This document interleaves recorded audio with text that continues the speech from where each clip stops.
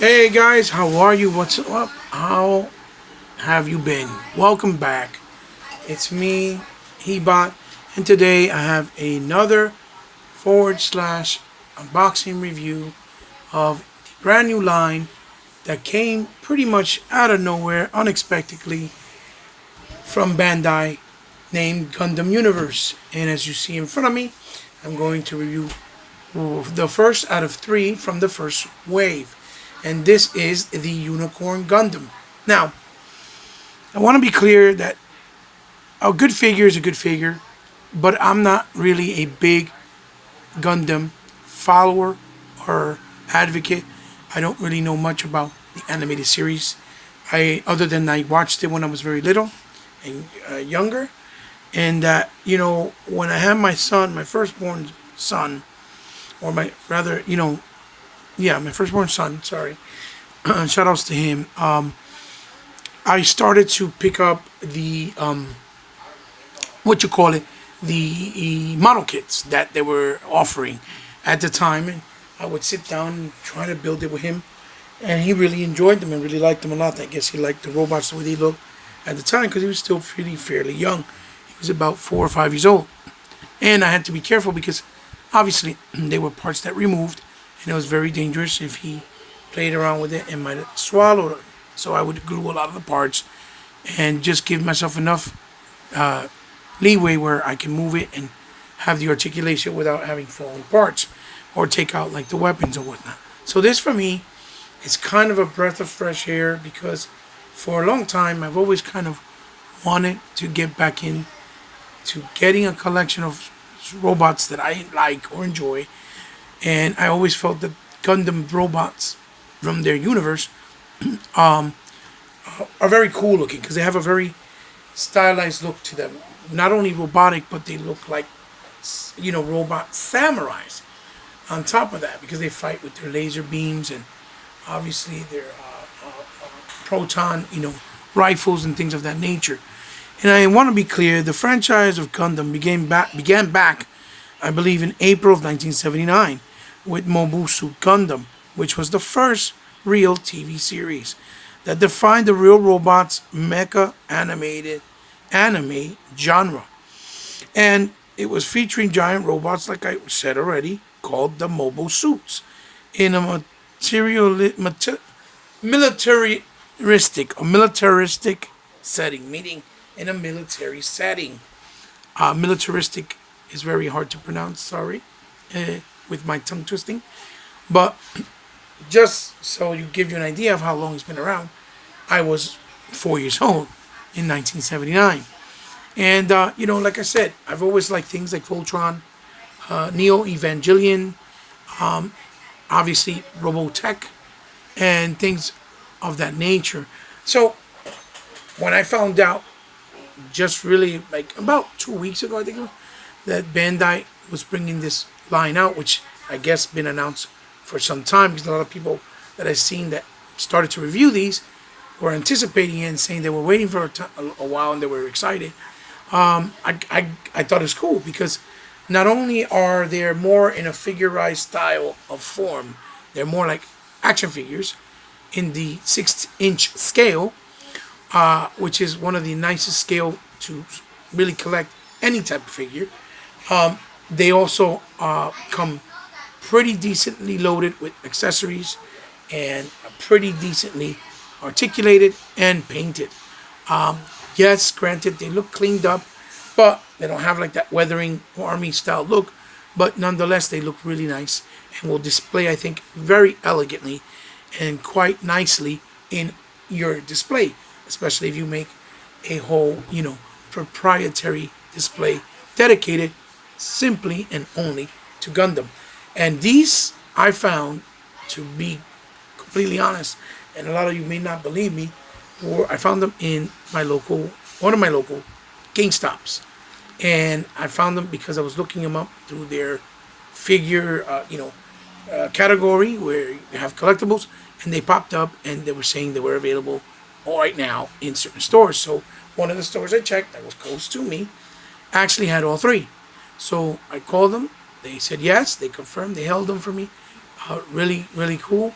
and I went and picked them up. And they had a sale going on where I actually saved about 25% on each figure, so I got them for a good price. Now, regularly retail price for these are supposed to be around the $24.99 range, which is about the same price that you saw that they did for the Pacific Rim Rise of the Pacific Rim, which was the sequel to Pacific Rim 1. The Bandai figures they did for those, which was about $24.99. But these in GameStop, like I said before, because they're a third party, proprietary vendor, right? They are a little bit more expensive. They're $26.99, and I don't mind paying the little extra cash because I've always I get points and bonuses from my rewards. I usually have coupons, and they usually do sales where you buy collectibles, you buy a certain amount, you either get half off on one or 50%, 20%, or 35% off. So you never really pay the exact price. And even if you say you bought it today and the sale starts tomorrow, you bring it back, they'll return it and give you that sale price if you ask them, because they've done it for me. They're very good at that stuff, whether people want to hate GameStop or not. For collectors right now, GameStop is pretty much a dream come true because they're getting a lot of collectibles and even exclusives from like San Diego, like all of the Turtle ones from the Turtle movie with Batman, the animated movie, are already up for pre-sale. You can get it through them, which makes it really convenient because you just go there and buy it, and it's pretty much about the same standard price that you would pay if you order from online, and then you have to wait a week or two, or sometimes even longer, or if you order from, let's say, Japan, because a lot of these Gundam and Japanese centric style lines, like something like here, like Gundam, they'll sell them out of a lot of the Japanese stores. So with that being said, let's take a closer look, and we'll start with, as you see here, Unicorn Gundam. And this is his packaging, and the bubble blistering in the front, as you can see. And you see that it says Gundam Universe right there, Unicorn in the top, and then Japanese writing. Then up here says GU03 XR0 Unicorn Gundam. Then you have a nice silhouette, actual, what you call it, portrait of the actual robot. Not really and outlined it with the red. Looks really cool. And then you have here this beautifully drawn, animated style artwork in anime form of the Gundam that we are going to look at. You see here some of the writings, legalese, and they have here the seal, I guess, of the authenticity from what it says there is Tamashi Nations. It's from Tamashi Nations, and then you see it says Bandai. It says Unicorn Gundam on the side.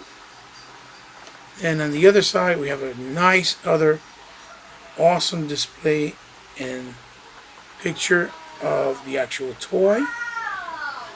As you see here, very nice. He is number 3 in the series, in the wave. And then as you see here, you have Gundam on top, universe, action, and articulation. Picture of the figure here, telling you some of the descriptions of where you have some articulated parts. And over here they have another cool promotional shot of the Gundam himself. Obviously you can tell that it looks like it's lit up, so it's more for, and then the laser beam or laser blade or beam blades that they have here shooting out is in like a animated style drawing for more dynamic effect and dramatic effect, obviously. And then in the bottom, as you see here, you have a picture of the other two, GU01, GU02, which is Wing Gundam and the poster boy of Gundam, the very first style and Gundam that, as we know from the very beginning. Then it says find out more here with the Gundam Universe, website. Then all the legalese in, written Japanese language. And here's the UPC. So, very nice packaging, very reminiscent to, like I said, to the one that was on the Pacific Rim 2. The Pacific Rim 2 figures that were in the same scale that were released by Bandai also for the movie. So, we're going to do this, and we're going to come in and take a closer look at the figure, at the Gundam robotic Gundam figure. And as you can see, the first thing we'll take a look at is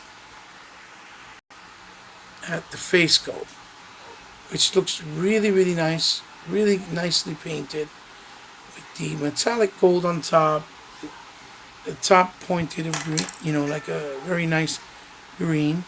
His eyes are highlighted and shaded in a green color, with the red outline in the bottom, the definition of black to kind of look like a nose, and the chin in red.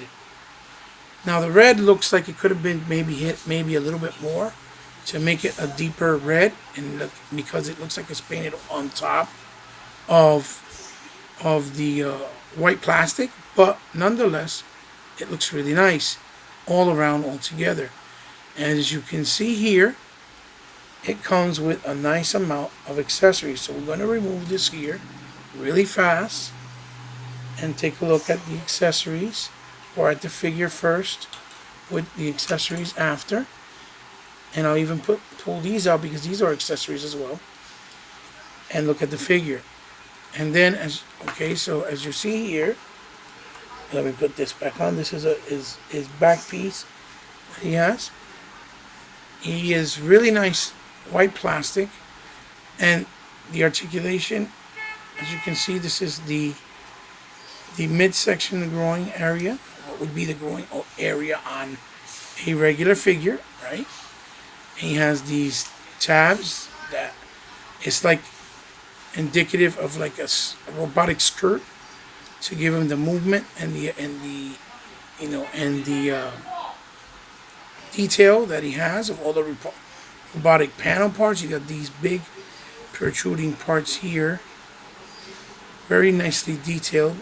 Even though it's very clean, there's no fine line painting on the seams, but as you see, it looks very detailed with the nice grays. And they even have separate pieces here to give you coverage for the ball joints and the ankles. So for articulation, the head moves, first of all, left and right, as you can see, right? It also moves that much forward and that much back, which you can see there. The head popped off, comes out pretty easily, but not too bad. So he really immediately moves the head downwards, but not really upwards. And one of the things I want to point out real quick too about this Gundam, Unicorn Gundam, is that I chose to do him first because out of all the three in this first wave, he looks for me the very best and the coolest, but he's the one with a little bit more limitations in the range of the articulation.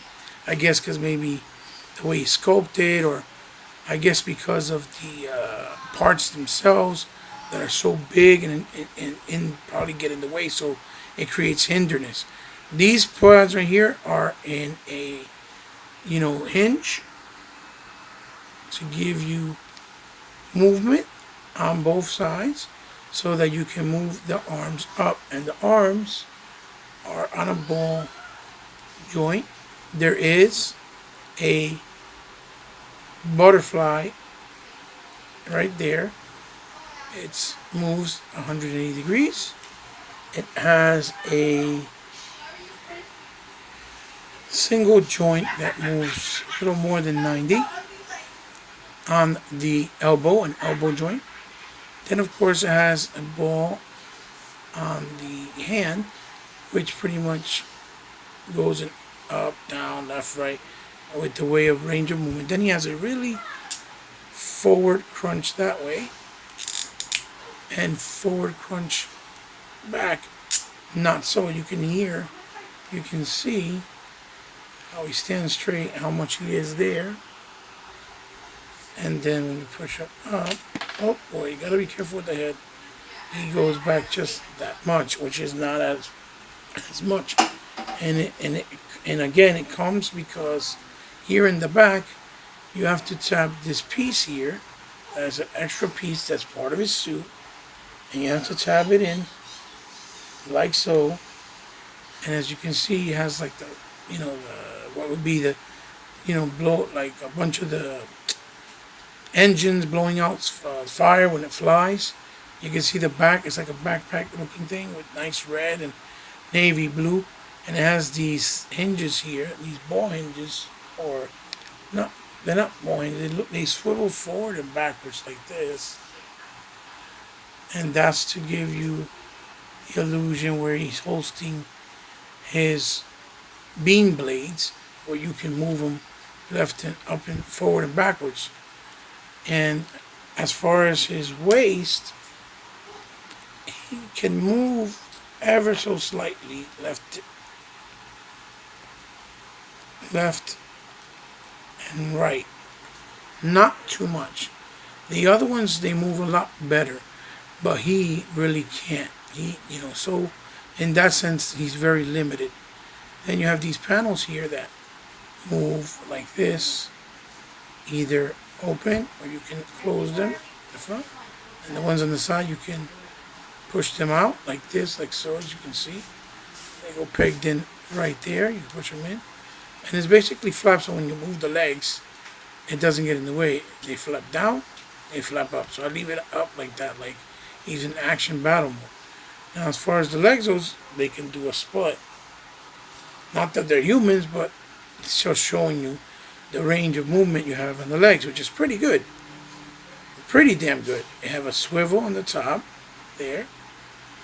Then you have what looks to be maybe a double, or it's a single. It might be a double, but I don't think so. I think it's a single knee hinge, but it only goes up this much because he has all this here that blocks and crashes with this as well.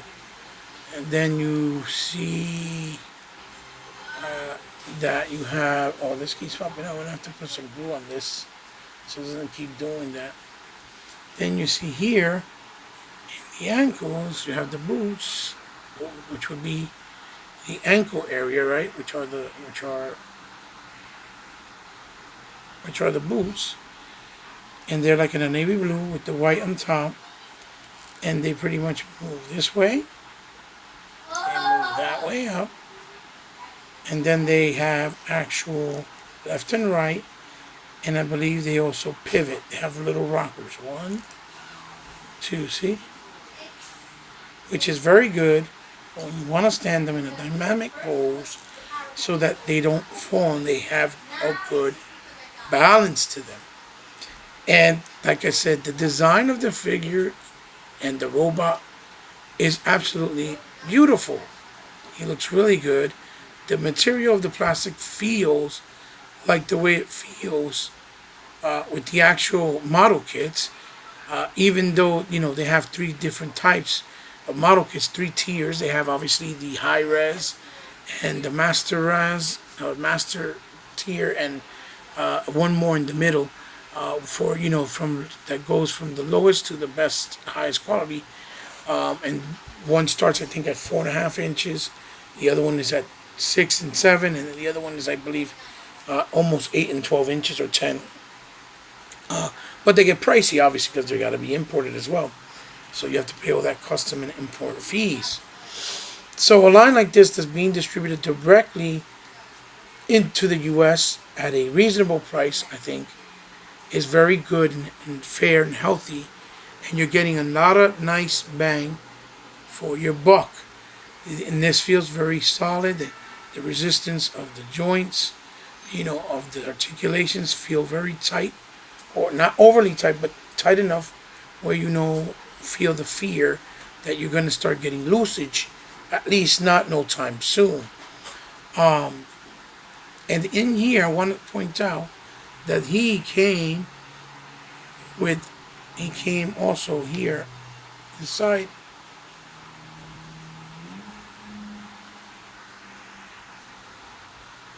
Inside these slots, he came with the little pieces that look like this, that look like the harness, obviously, or the handle for uh,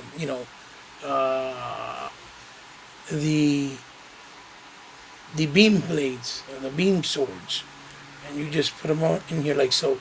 They come out. I guess because in the cartoon, with this character, they probably come out of his, hand wrist,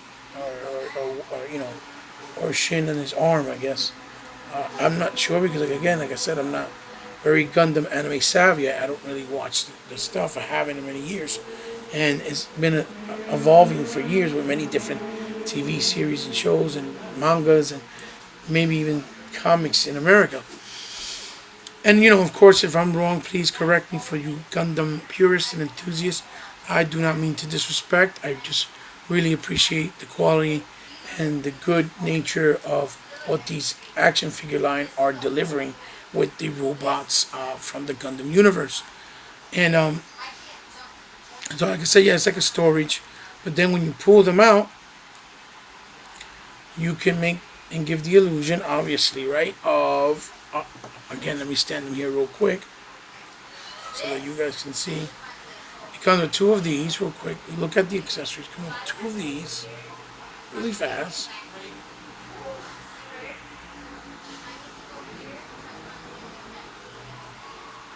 See, two of these, really nice and white. Plain white plastic, but it has detail on them. These are the beam sword horse, and then they have the two extra ones that actually you can put as the obviously to be the beam blade or the beam sword blade. You remove them like so very easily. They are removable. And the cool thing is, it comes with four of these basically. These to represent different types of beam swords, I guess. Because if you look, one has that little pointy thing here, and this one doesn't. And then he comes with the pulse rifle here, all in gunmetal black or gray, right? Looks really nicely detailed, but no paintwork, just plain flat gunmetal robot. Gray or, oh, actually no, he has a little bit of green here, which is nice. Clean, done pretty cleanly. Cool thing is you can take the beams, and what you could do is you can plug them into here like so, and they work as effects for the gun. Like the gun is shooting out beam blast or pulse blast, on the guns, which is cool. And then last but certainly not least, he comes with this really beautiful looking and very, different looking Gundam shield, right? It looks almost like like it could be an escape ship for humans to ride on, like a ship. Really well done, really well detailed. If you look at it, really, really nicely done. And you see there the gray. Inside even has detail, but it's just a plain white. And then you put this onto the little circle because it comes out of the packaging, comes separate without, any unattached, and you just attach it. It just comes that way, I guess, so it won't break because it's a nice. If you can see, it's really fine and thin, so they probably were afraid that it might break, so they put it separately. And then, lastly, but surely not least, he comes with two sets of hands. He comes with the hand that he already has on him, or which are these, which is two fisted hands, right? Two fisted hands that look very robotic, very well detailed. No really paint job on these.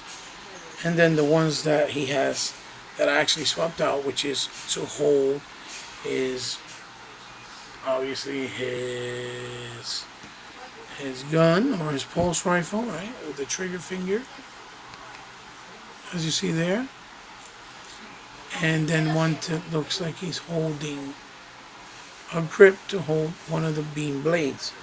In this case, I try to put both of the beam blades on him because I think he looks so badassery that way. So we put on his accessories. I'll start by putting on the shield first, like so, and then what I'll do is I'll attach these to the back to make it seem like he has a set of 4 blades, beam blades, available on him as disposal. See how it looks really cool, and this articulates forward and backwards, so you can position them the way you want when you're posing him. So that it gives you a nice amount of posability options. And then what I'll do is I'll add these two here. I'll plug them in, turn them into beam blades like I had them originally, like so. Put them in both his hands. I'll put this one first on this hand, on his left, or would be his left, right, my right, and then I'll put the other beam blade on the other hand, which is really supposed to be for the blaster, but since his blaster doesn't have somewhere to host it, which that would have been cool. That's one thing that I would probably gripe about, is that it doesn't have somewhere to store his blaster or pulse rifle, whatever, what you call it, I'm sorry.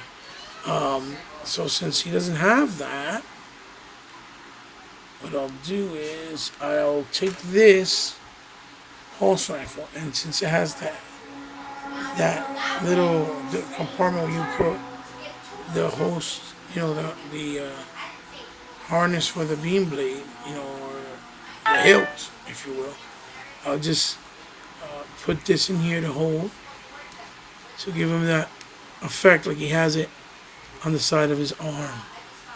And then we'll have him standing like so, which looks really freaking cool, to say the least. Like I said, it just looks really, really, really nice. These are, like I said, came out of nowhere. I didn't know about them, even though you Gundam purists probably know about them a while back. I'm surely not gonna tell Gundam fans to go out and buy them, because they probably have better options with what they get already available. These are really more intended for be a more affordable line for people that don't want to spend the big money, or that are not fortunate enough, or less fortunate rather, that they can't really afford to collect the bigger, more expensive premium line. And this is a very good entry for the line to start with. And I'll put them here on the stand. These stands I bought overseas for $2 each. Really nice. But I accidentally broke this one trying to set it up for this Gundam to display them, and it was just me being too rough, didn't think, and I broke it. So I gotta get some more when I get some money or a chance. So it looks really cool, and I guess I can just, for you guys can get an idea, these are this is a GoBot third party that exists from the brand, I think it's Robobots or something like that. And this is a $50 figure from I believe it was Team Leader, right? As you can see. And you can see by his size, the difference in size between him and him is pretty significant. He's more in the 4-inch range, I think, as opposed to him being in the 6-inch range. And he's much more pricier. And he feels a little sturdier, but it's still, this one next to it has the same type of pretty decent quality with it. And I think Bandai was pretty much trying to figure out something new to bring out once they stop having the light master license for Power Rangers to subsidize with a new line, since they're already in the toy biz pretty heavy with other stuff that people collecting, like the Dragon Ball Dragon Stars. And I'm gonna show you one more thing for comparison, just so you guys can see. Just put them to the side. Give me 1 second. So for a quick comparison, here we go. I'll put it next to, like I said, one of the Pacific Rim, the Guardian Bravo figure, so you guys can see for yourself what I meant when I said that is very similar in packaging and in style and scalability as these Pacific Rim Uprising, also by Tamashi Nation, you know, articulated figures as well. And I hope that these here, these Gundams here on this side, I hope that they get as good in or better in quality of articulation as the Pacific Rim ones, because the Pacific Rim ones in the waist, you had a crunch and it would waist swivel as well, really smoothly on almost all of them. I think maybe one or two, or maybe one, because of the design and how big it was. It really kind of was constricted and you couldn't really do it, but it still had it there and it did it somewhat. And I hope they improve that with these as they go along, which I hope they make much more of the very cool and iconic other robots or other Gundams, right? Obviously. So guys, there you have it. The Tamashi Nation Bandai Gundam Universe 6-inch line of Gundam, right? A new series. This is one figure of Wave 1. He's the GU-03 Unicorn Gundam. And I hope you guys enjoyed my review. Like I said, no disrespect. I'm doing it with all the love I possibly can, and care and respect and and representation. That's the best way I possibly can, based on the knowledge that I have, which is very little of the Gundam universe and characters. Let me know what you think. Give me a like, give me a dislike, leave me a comment, correct me whatever I need it to be corrected, maybe. Constructive criticism is always a good thing. It's not a bad thing. And I don't know, just let me know down below if you guys are excited for this line the way I feel, I think I am, obviously, and that I think others might be as well, that are fans of mechs and robots and never really had an affordable line with this quality to offer, to the general market or masses. And then, if you guys like to help, like I've told you before in my previous reviews, I have a Patreon. I don't know if it's still active or not, but I'll try to leave you the description down below. And I do have a PayPal account.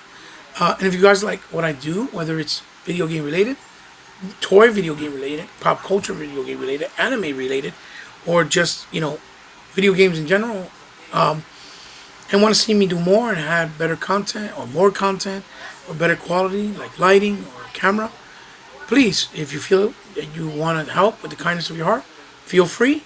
You know where to go and what you can do. It's not obligated. If you don't, you're still part of my family, and it's still, okay with me. Anything helps, and I'm grateful just that you stop by and show me support and love. That's really what's most important. And these guys are really beautiful. I hope you guys have luck out there hunting them down. Check, like I said, your local GameStops. They're starting to show up. And good luck. I hope you guys find them as well. So, see you in the next review for the second figure in the wave. Bye-bye.